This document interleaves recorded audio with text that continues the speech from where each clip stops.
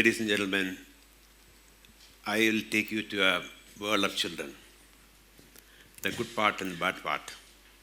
Children, freedom is their right for all of us. I can have so many pictures, such a delight. And on the other side, none of us will let our freedom go. It's non-negotiable for all of us.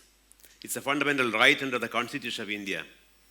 Even the state cannot deny.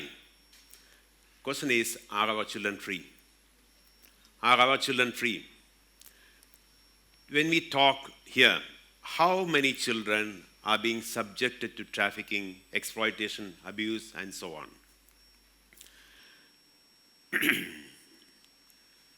Millions of examples. I can cite millions of examples from my experience. Last week, Delhi police arrested a person. The child told the father, "Dad, I am having fever. Will you let me go today?" The father did not. And that's the time the child decided to speak out, to break her silence. She told her mother, she told outsiders, she went to the police station and she lodged a complaint. The child of 16 years. Had this not happened, that the father pressurized on her day when she was sick, probably she would not have. One crime registered in Kerala last month. We were doing a research here in Tata Institute of Social Sciences. There are 145 persons rescued in a crime. So behind one crime, you have so many of them. Next one is a recent case in Mumbai. A recent case, 16-year-old child. Here, Mumbai police rescued a girl. We saw the girl child, and the girl has got 59 injuries on her body. Burns. Burns by whom? Those fellows who got excited, have sex with her, and put cigarette butts on her body. I'm giving a live example. Trafficking and commercial sexual exploitation are the worst forms of torture. And how many of them really survive? I'm giving only a few examples, ladies and gentlemen. There are thousands and thousands of examples every day. And will they get back the freedom? Will they get back what they have lost? One trafficker in Jharkhand, investigation is going on. According to him, he has trafficked thousands of girls from Jharkhand to Delhi and other places in the name of domestic help, but all subjugate to sexual exploitation. One crime, thousands of girls. We have a case in Kerala where they rescued a person, they rescued children in one crime, 145. So each crime has hundreds and thousands of victims behind that. All India level says 6,877 crimes registered. God knows how many not registered. So even if that data is taken, how many hundreds and thousands of victims are being trafficked every year? Commonwealth Human Rights Initiative did a study in Mumbai and Delhi. A recent publication, you can see the website, says in Mumbai city and Delhi city, if 100 crimes are there happening, 50 comes to the police station and 25 are registered. Means we are acting upon only 1/4. Multiply that into that. How many crimes are happening in the country on this issue of human trafficking? Let me take to one more step, one more unknown area. Missing children. Stolen children. India's stolen children. Stolen children. We did a study in National Human Rights Commission 2002-2004. I was a researcher there for the NHRC on human trafficking in India. We did a study on missing children. At that point of time, we found all over India, 44,000 children are reported missing. God knows how many unreported, of which 11,000 remain untraced. 2010, Bachchan Bachao Andolan, an NGO in Delhi, led by Honorable Kailash Satyarthi, did a study. I was helping in that study. In that study, we found 110,000 children are reported missing in the country, of which 41,000 remain untraced. Where are these children? Have they gone into Arabian Sea? 41,000 remaining untraced. If your child is remaining untraced, you will bring the roof down, bring the sky down. So be it. What about these children? Who speaks for them? Where are these children? Who steals them? Who steals them? Where are they? Let me give an example, Palamu experience. I narrate the experience because I was very touched. My entire mission of human trafficking, anti-human trafficking, started from there. Way back in 1982, I was the superintendent of police of a district called Palamu in Bihar. Now it's in Jharkhand. One morning, I was in uniform in the office around 7 o'clock. One lady comes to my room and says, "Sir, come to my house. Mere ghar chalo, meta bera pareshan hai. My son is suffering. Come along." I thought if the son is pareshan hai, should go to a doctor. But she came to me. I said, "Aap kahan se aa rahe ho? Where are you coming from?" She said, "I am coming from 2 hours distance." She took a bus at 5 in the morning, comes to me at 7 o'clock. I knew something must be seriously wrong. I said, "Let's go." And that thing moved and went with her. I cut the story very short. Went to a house, there, a roof there, it's a thatched house. She opens the lock and there's a small boy inside. He was not able to sit or walk. I could make out, I was in uniform, gave him a royal salute. Namaste bache, pranam bache. In police officer, if you salute, you are getting respect. You are earning respect. I tell all my colleagues, salute others and you get respect. You earn respect. I saluted the boy. He didn't notice me. I saluted again, bache, pranam. And of course he noticed. He acknowledged with his eyes, not with his face. Then I asked him, "Bete, can I speak to you? I'm a police uncle." And our communication happens. And he looked at his mother's face. I told Didi, "Please go outside because he's an adolescent boy. He may not be wanting to speak before the mother." I said, "Bete, don't worry. I'll take care. Whatever is, I'll take care. Just don't worry." To cut the story short, he had injuries on his private parts, the front and back, pus and wound and all sort of things you can imagine. He can't wear an underwear even. Now, the boy tells me a story of 27 children from that village in Bihar, Palamo, trafficked to a place called Mirzapur carpet factory. They need nimble fingers of children. Fair enough, misuse your children with your nimble fingers. After that, physical slavery, emotional slavery, financial slavery, and then these fellows rape these children. Boys were raped by men and women. They do all sorts of things which you can't imagine, and the boys get injured, and etc., etc. This boy was unable to deliver, therefore sent back home to get him treated and get him back again.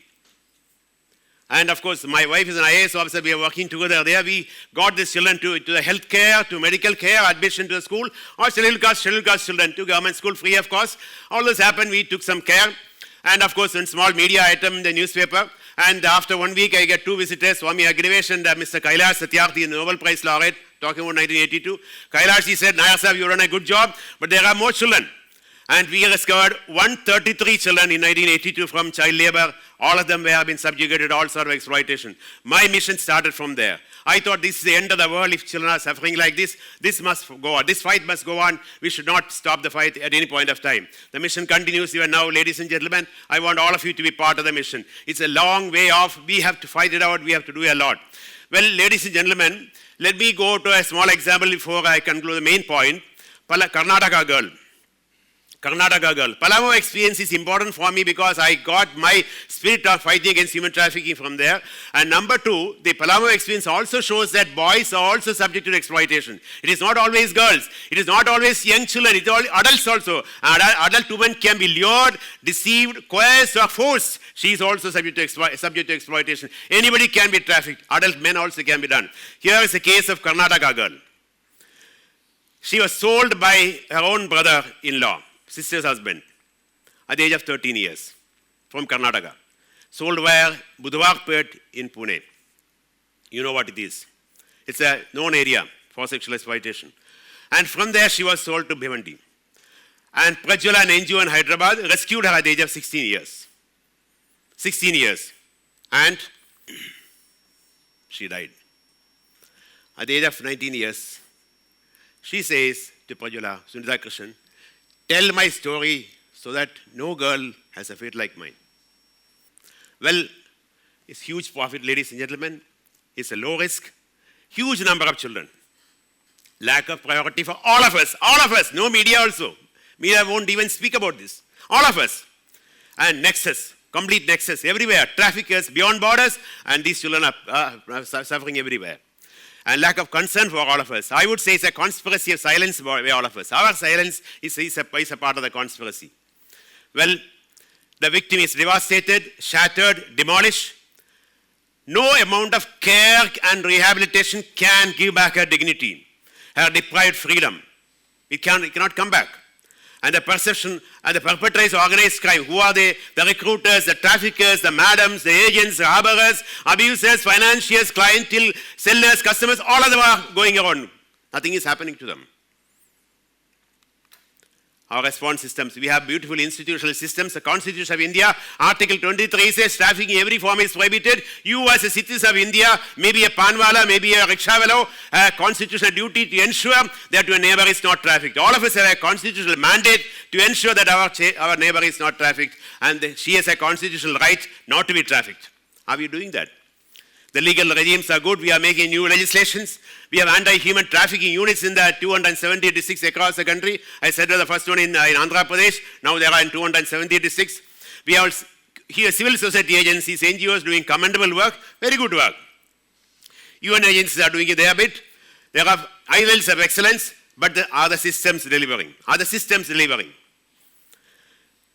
Well, question about the systems delivery. I have two small questions to ask. We have brought a wonderful legislation called Prevention of Children from Sexual Offences Act 2012. You all know the background of why it came. Very good legislation, very powerful legislation. You read the legislation, you feel so happy because the rights of children are very well defined there. And it's a wonderful legislation. Now, crimes registered under this law, 20,000 crimes were pending in the court of law in 2015, of which 4.09% were convicted and 5% were discharged and 90% pending trial. What law are we talking about? If out of 20,000 crimes, if 90% crimes victims are not getting justice, and even those 5% which are acquitted also they are not getting justice, what are we talking about? Who will bell the cat? You can blame everybody, judiciary, police, prosecutor, NGO, everybody. But what's the point in blaming? Let's work on this. Let's take it forward. Immoral Traffic Prevention Act, the special legislation to deal with sex trafficking. In 2005, we had 5,003 crimes, of which only 14% were convicted. In a crime, ladies and gentlemen, conviction is a proof of pudding. We need to have conviction, otherwise it won't make a difference. I'm not giving you with a bad story. Let me go on to Islands of Excellence. Plenty. Operation Smile. An young SP in Ghaziabad district, Devender, found that when he joined the district in Ghaziabad, he had around 620 children reported missing but untraced in a span of 3 years' time. He got everybody on the job. The rickshaw puller, the panwala, the teacher, the bank officer, everybody across Ghaziabad district told them, this is your baby, search for them. Did a magnificent job. In 3 months' time, he could recover 80% of them. They're all there in subjugation. They're all there. Now, we have a Telangana experience. 2005, ladies in Telangana, 2005 Telangana, victims were being arrested, prosecuted, persecuted. 2015 Telangana, no victim being arrested. They are rescued and taken care of. 2005 Telangana, no trafficker ever arrested. 2015 Telangana, at least 100 traffickers convicted for 10 years and above. 2055 Telangana, no place of exploitation closed down under the law. 2015 Telangana, more than 150 places closed down. Same police, same prosecutor, same judge, same magistrate, same law. How did it happen? Convergence. We brought all stakeholders together, trained them, oriented them, capacity building and skill building, everything we did. But we have to work together, walk together. That's the message. Convergence is the mantra. We can do it. Civil society partners, police officers, prosecutors, we brought all of them together and made a difference in 2005. Made a magnificent difference. Skill building. We all hear about Naxalism. I was in charge of fighting these Naxal operations across the country for quite some time, 5 years' time.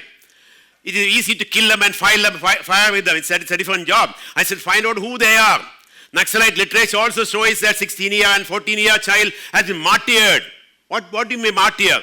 We identified this Bal Sangams are basically children who are sexually exploited, physically exploited, and so let's get them back.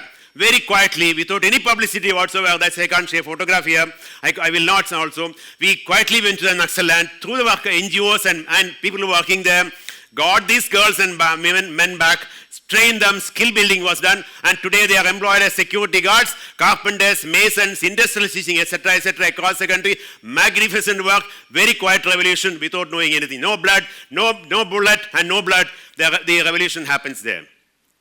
Ladies and gentlemen, youth involvement, making an impact. We went to Kerala Law College. There was a session going on there, like children like this. They all got excited. They said, what can we do, sir? Tell me something. I said, you have a fancy club, you have a yachting club, you have a dramatics club. Start an anti-human trafficking club.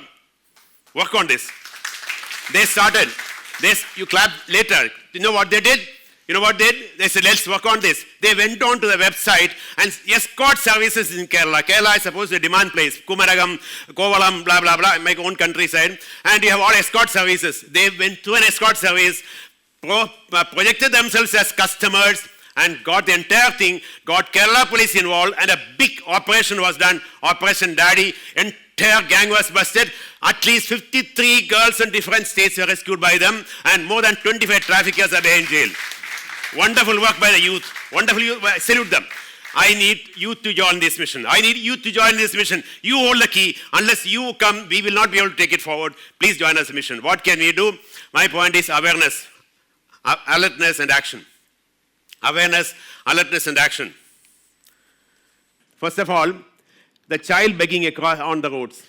We feel sorry for him. It's not empathy, it's sympathy for the child. We tend to give some money here and there. Child's hand may be broken. Child is not broken, child's hand has been broken. There is a place in Murshidabad district where there are no children whose hands are not handicapped, not maimed. They are all broken their hands. The children's hands do not break. Their hands are broken.